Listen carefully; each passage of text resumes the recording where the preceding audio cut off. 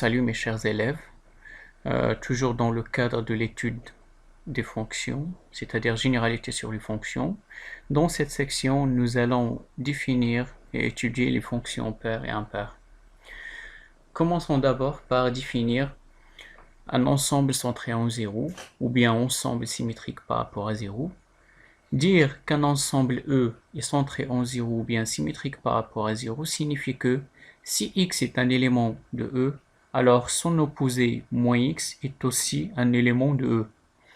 Par exemple, l'intervalle moins 3, 3, fermé, c'est un ensemble centré en 0. Pourquoi? Parce que si vous voyez sur la figure, c'est clair que cet intervalle elle est symétrique par rapport à 0, c'est-à-dire centré en 0. Chaque élément qui appartient à l'intervalle 0, 3, il a un opposé qui appartient à l'intervalle moins 3, 0. Si vous n'êtes pas convaincu, alors il suffit de faire un encadrement de moins x. C'est-à-dire, si x appartient à l'intervalle moins 3, 3, alors x il est compris entre moins 3, 3. Maintenant, on va encadrer moins x, donc il suffit de multiplier fois moins 1 et de changer l'ordre. Alors, moins x appartient à moins 3, 3. C'est-à-dire, moins x appartient aussi à l'intervalle moins 3, 3. Donc, cet intervalle est centré en 0. Mais, si on considère l'intervalle moins 3, 3 qui est semi-ouvert à gauche, alors il n'est pas centré en 0. Pourquoi? Car 3, il appartient, il est semi-fermé, l'intervalle, donc 3 appartient, mais moins 3, qui est son opposé, n'appartient pas. Donc voilà, nous avons trouvé un élément qui appartient à l'intervalle, mais son opposé n'appartient pas, donc cet intervalle n'est pas centré en 0. Alors d'une façon générale, l'intervalle de ce type-là, c'est-à-dire qui est fermé, moins a, c'est un ensemble centré en 0. Mais s'il est semi-ouvert, donc il ne sera pas centré en 0. Voici d'autres ensembles qui sont centrés en 0. Par exemple, donc, on a déjà vu l'intervalle moins a. R, l'ensemble des nombres réels, c'est un ensemble qui est centré en 0 parce que pour chaque x qui appartient à R, son opposé appartient aussi à R. R étoile aussi, c'est un ensemble centré en 0, puisqu'on a exclu seulement le 0, et son opposé c'est moins 0, c'est 0 lui-même, donc il n'y a pas de problème. R exclut les deux éléments moins A et A, c'est-à-dire si on exclut chaque élément avec son opposé, il n'y a pas de problème, cet ensemble reste centré en 0. Le problème consiste si on exclut un élément sans exclure son opposé. Un autre ensemble, l'intervalle moins l'infini moins A, union A plus l'infini, aussi c'est un ensemble qui est centré en 0, parce que chaque élément qui appartient à l'intervalle A plus l'infini, son opposé appartient à l'intervalle moins l'infini moins A, donc cette réunion donne un ensemble qui est symétrique par rapport à 0. L'intervalle moins a aussi, c'est un ensemble qui est centré en 0, si vous voyez très bien, donc il est semi-ouvert à gauche, semi-ouvert à droite, donc on a exclu le a et son opposé, donc il n'y a pas de problème. Voilà, c'est bon.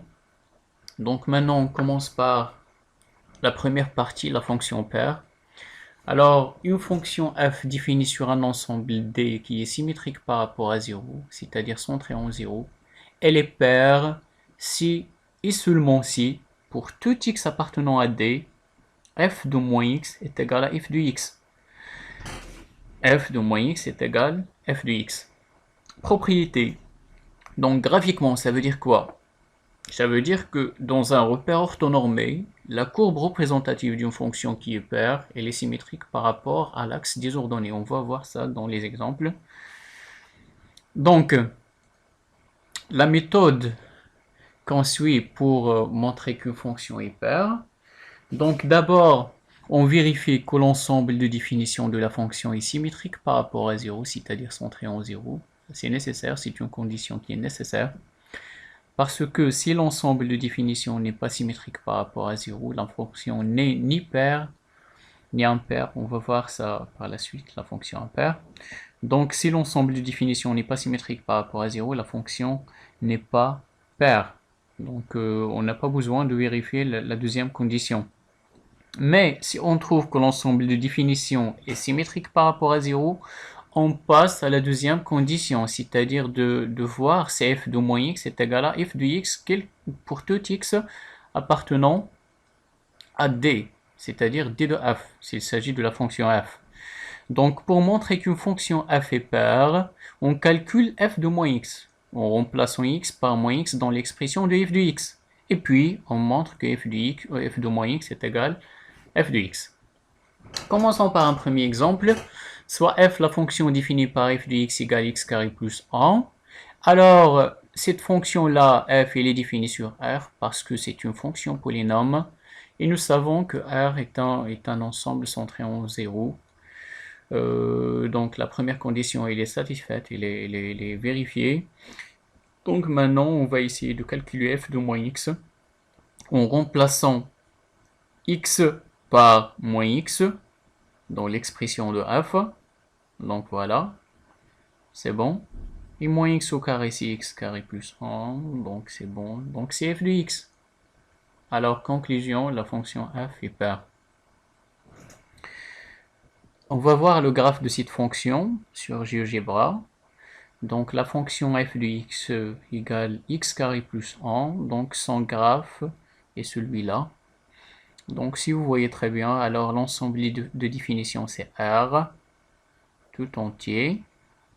Ce graphe-là de f, c'est f, la courbe représentative, elle est symétrique par rapport à l'axe des ordonnées. Elle est symétrique. Cette partie de C de f, elle est symétrique par rapport à celle-là. C'est le symétrique de cette partie par rapport à l'axe des ordonnées. Un deuxième exemple. Donc, si on considère la fonction f qui est définie par f de x égale 2 fois la valeur absolue de x plus 1 sur x carré, alors commençons d'abord par déterminer le domaine de définition de cette fonction, df. C'est l'ensemble des nombres réels tels que le dénominateur est non nul, c'est-à-dire x carré est différent de 0. Donc, qui est égal aussi à l'ensemble des nombres réels tels que x est différent de 0. Voilà. Donc, c'est R étoile, c'est R exclu 0. Et on a vu que R étoile, c'est un ensemble qui est centré en 0. C'est bon, donc il reste à montrer que, ou bien à voir si f de moins x est égal à f de x ou non.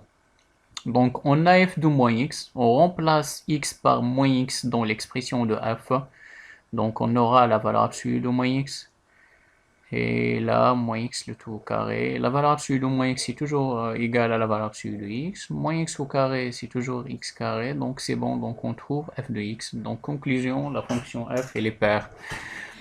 Sur le graphe de cette fonction, c'est-à-dire de la valeur absolue de x plus 1 sur x carré, voilà donc c'est la fonction g. Voici le graphe de cette fonction qui est définie, si vous voyez très bien, sur moins l'infini 0 union 0 plus l'infini, c'est-à-dire R étoile, parce que cette fonction n'est pas définie quand x est égal à 0. C'est-à-dire on a une asymptote qui est verticale d'équation x égale 0, c'est-à-dire l'axe des ordonnées. Voilà.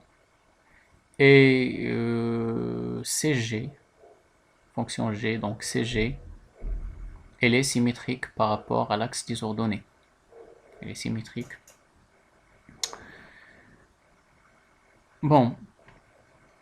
Maintenant, on passe à la deuxième partie, les fonctions impaires. Donc de la même façon, une fonction f définie sur un ensemble D qui est symétrique par rapport à 0 est impaire si et seulement si pour tout x appartenant à D, f de moins x est égal à moins f de x. Donc c'est ça la différence entre une fonction paire et impaire. Donc la première condition c'est la même, c'est que l'ensemble de définition doit être symétrique par rapport à 0. Mais la deuxième condition, c'est ça. Donc, f de moins x doit être égal à moins f de x. Moins f de x. Donc, il faut faire attention à ça. Donc, graphiquement, dans un repère orthonormé, la courbe représentative d'une fonction paire, d'une fonction impaire, elle est symétrique par rapport à l'origine du repère. Donc, cette fois-là, on a une symétrie qui est centrale, c'est-à-dire la symétrie par rapport à un point. Et ce point-là, c'est l'origine du repère. La symétrie par rapport à l'origine du repère. Bon, méthode pour montrer qu'une fonction est impaire. Donc, premièrement, comme on a déjà fait, donc on vérifie que l'ensemble de définition de la fonction est symétrique par rapport à 0. Si l'ensemble de définition n'est pas symétrique par rapport à 0, alors la fonction n'est pas impaire. Donc, elle n'est ni impaire ni paire. Et pour montrer qu'une fonction f est impaire, alors on calcule f de moins x en remplaçant x par moins x dans l'expression de f de x. Et puis, on montre alors que f de moins x est égal à moins f de x. F de moins x est égal à moins f de x. C'est bon? Donc, voyons voir un premier exemple. Soit f, la fonction définie par f de x égale x à la puissance 3 moins 2x. Alors, cette fonction-là, c'est une fonction qui est polynôme, donc elle est définie sur R. Et R, c'est un ensemble qui est centré en 0, ou bien symétrique en 0. On a déjà vu ça. Donc, elle reste à voir si f de moins x est égal à moins f de x ou non. Donc, on a f de moins x, on remplace x par moins x dans l'expression de la fonction f. Alors, on aura moins x à la puissance 3 moins 2 fois moins x, qui est égal à moins x à la puissance 3. Donc, l'exposant là, il est impair, donc on garde le moins. Moins plus 2x, c'est bon. Donc, on essaie maintenant de factoriser par moins. Donc, ce sera moins entre parenthèses x à la puissance 3 moins 2x. Et celle-là, c'est f de x. C'est l'expression de f de x avec le signe moins, donc c'est moins f de x. Donc, c'est bien la deuxième condition pour que f soit impair. Donc, conclusion, f est impair. Un deuxième exemple, soit f, la fonction définie par f de x égale x sur la valeur absolue de x moins 1. Donc d'abord, on va commencer par déterminer df, qui est égal à l'ensemble des x appartenant à R, tel que le dénominateur est non nul, c'est-à-dire la valeur absolue de x moins 1 est différente de 0. Alors, on essaie d'abord donc de résoudre l'équation la valeur absolue de x moins 1 égale à 0. Donc si cette expression est égale à 0, alors la valeur absolue de x est égale à 1, donc x est égal à 1 ou x est égal à moins 1. Parce qu'on a déjà vu cette propriété, cette équation, la valeur absolue de x est égale à R. Si R est négatif, donc ça n'admet pas de solution. Mais si R est positif strictement, alors x est égal à R ou x est égal à moins R. Et si R est égal à 0, il y a une seule solution, x égale 0. Donc, pour que la valeur absolue de x moins 1 soit différente de 0, x doit être différent de 1 et x doit être aussi différent de moins 1. Donc on va essayer d'exclure ces deux éléments de R. C'est-à-dire d de R est égal à tous les nombres réels sauf moins 1 et 1. Ce genre d'intervalle, on l'a vu au départ, c'est bien un ensemble qui est centré en 0. Donc maintenant, on va calculer f de moins x qui est égal. Donc on remplace x par moins x. Donc ça sera moins x sur la valeur absolue de moins x moins 1.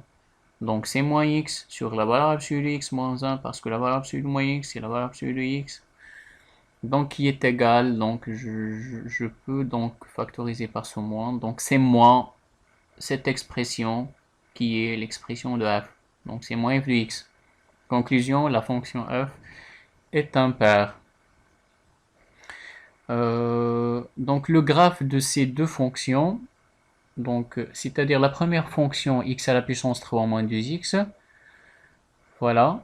Donc on a dit que son graphe, puisqu'il est impair, donc il va être symétrique par rapport à l'origine du repère. Donc voilà, c'est clair que ce graphe-là, donc il est défini sur R. Tous les éléments ont une image par la fonction f. Et c'est clair que CF, elle est symétrique par rapport à l'origine. Cette partie-là, voilà, sont symétriques. Et celui-là, voilà, sont symétriques. C'est bon. La deuxième fonction, c'est-à-dire x sur la variable absolue de x moins 1, on a dit que D de f, c'est l'ensemble R sauf les deux éléments moins 1 et 1, c'est-à-dire qu'il y aura deux asymptotes qui sont verticales, de droite x égale moins 1 et de droite x égale à 1. Si vous voyez très bien, 1 et moins 1 n'ont pas d'image parce que la courbe représentative de la fonction f ne coupe pas les deux droites verticales de l'équation x égale à moins 1 et l'équation x égale à 1. Elle est claire aussi que ce graphe-là, il est symétrique par rapport à l'origine du repère. Donc voilà, pour cette partie de C de f, sont symétriques, c'est celui-là. Cette partie sont symétriques par rapport à l'origine du repère, c'est celui-là. Bien.